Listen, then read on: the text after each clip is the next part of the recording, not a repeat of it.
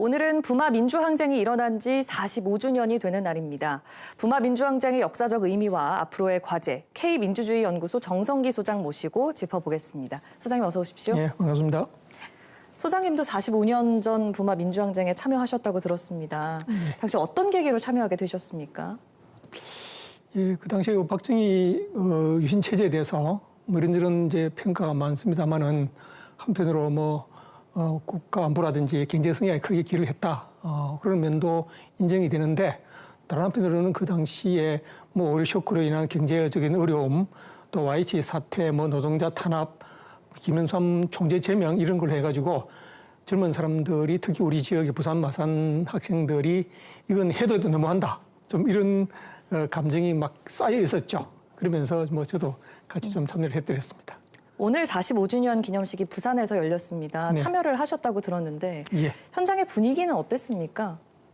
예, 작년에 마산에서 할 때는 한때 대통령이 왔는데 차관이 와가지고 기념사를 한다 이래 돼서 막 이제 해프닝이 좀 있고 그랬는데 반발한다고 그랬는데 이번에는 차관이 오시고 부산시장 장관도 오셨죠? 예, 행안부 장관 오시고 예.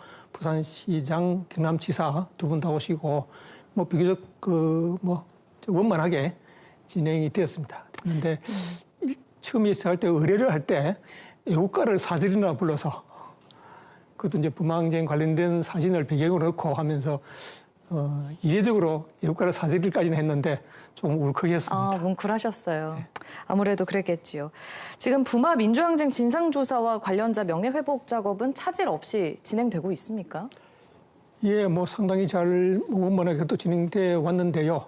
박근혜 정부 때 이제 부마항쟁 관련 특별법이 처음 만들어지고 부마항쟁위원회 재단 이런 게 만들어져서 부마 사태라고 불리던 게 부마 항쟁으로 민주항쟁으로 그것도 공인되고 개인적으로도 또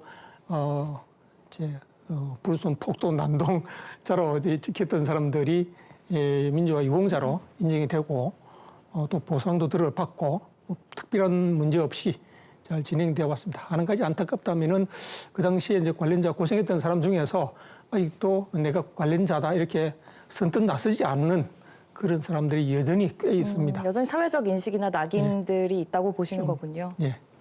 네, 그 3.15 의거와 부마 민주항쟁의 역사를 품고 있는 창원에 내년 1월입니다. 민주주의 전당이 들어서는데요. 이름을 둘러싼 논란이 한 차례 있었습니다. 거기에 이제 자유를 넣을지 말지였는데 최종적으로는 자유를 넣지 않고 한국 민주주의 전당으로 결정이 됐습니다. 이런 이름을 둘러싼 논란에 대해서는 어떻게 생각하시는지요? 네. 이름이 그렇게 한국 민주주의 전당으로 된 거는 최종 확정된 건 아니지만 단일 안으로 그렇게 된 건 잘 됐다고 저는 개인적으로 생각을 합니다. 근데 자유와 관련된 논란은 사실은 이게 만만찮은데요. 3.15 의거 당시에 저희 경남대학의 학생회가 나서서 제기한 구호가 피로서 흘린 자유, 피로서 찾은 자유, 총칼로 뺏을 소냐 이런 거였거든요.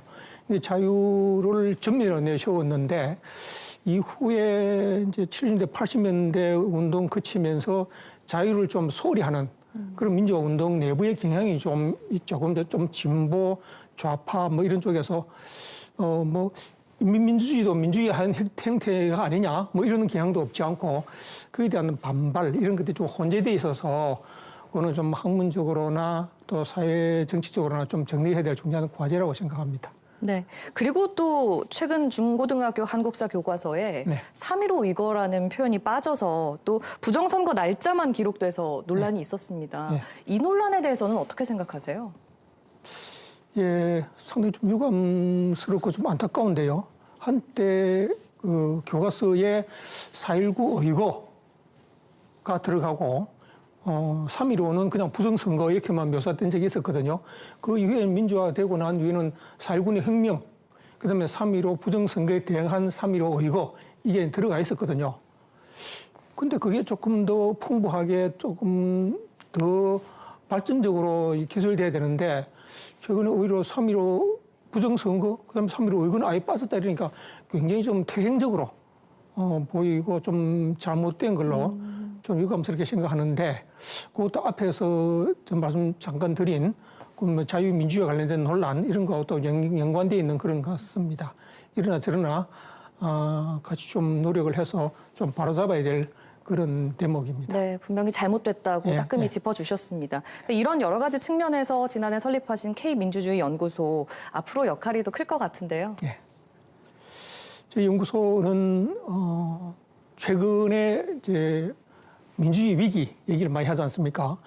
뭐 세계적인 민주주의 수준의 나라로 됐는데 오히려 최근에는 뭐 검찰 독재다, 뭐 의회 독재다 뭐 이런 식으로 되면서 갈등이 굉장히 심한데 도대체 이런 게 왜 이런 현상이 빚어졌냐? 앞으로 어떤 민주주의 위기 이후에 대안을 마련할 거냐?